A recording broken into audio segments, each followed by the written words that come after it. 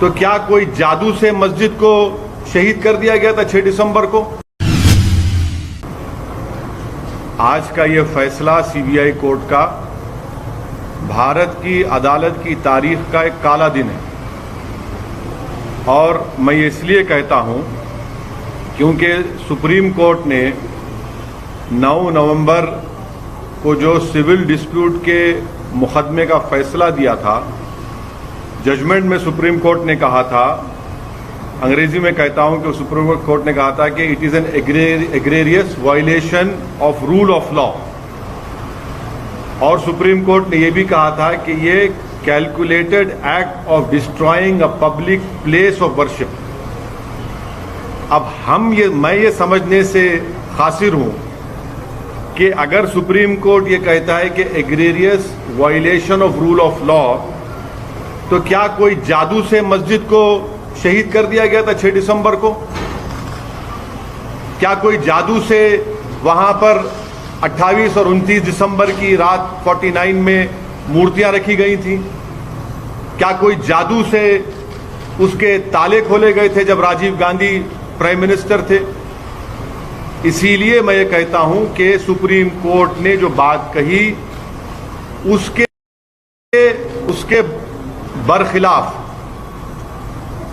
बरखिलाफ आज जजमेंट आया है। और ये मैं कहने पर मजबूर हूं कि violence page for you politically.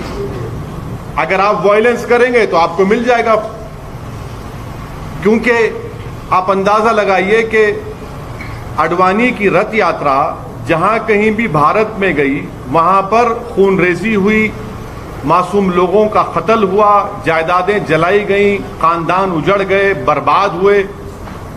और आज ये फैसला आता है सीबीआई कोर्ट का जिसमें कहते हैं कि वो स्पॉन्टेनियस नहीं था। तो हम ये जानना चाहते हैं कि भाई साहब, ये कितने दिन, कितने महीने लगेंगे प्रिपरेशन के लिए ताकि वो स्पॉन्टेनियस ना हो? आप बताइए ना, कितने दिन, कितने महीने लगेंगे तो स्पॉन्टेनियस ना हो? क्या यह बात सच नहीं है कि उमा भारती ने कहा था कि एक धक्का और दो, बाबरी मस्जिद तोड़ दो? क्या दुनिया ने नहीं देखा कि जब बाबरी मस्जिद शहीद हो रही थी तो मिठाइयां बांटे जा रहे थे? आडवाणी, मुरली मनोहर जोशी, उमा भारती, ये सब लोग तो मिठाई खा रहे थे, खुशियां मना रहे थे। कैसा ये फैसले पे आज आ जाती है आप? आखिर पैगाम क्या देना चाह रहे आप? पैगाम क्या देना चाह रहे? पैगाम यही मिल रहा है कि वायलेंस पेज, मास वायलेंस पेज। आप अंदाजा लगाइए कि 1950 से अब तक इस मसले में मुसलमानों को इंसाफ नहीं हुआ। और आज ये फैसला आता है 28 साल के बाद।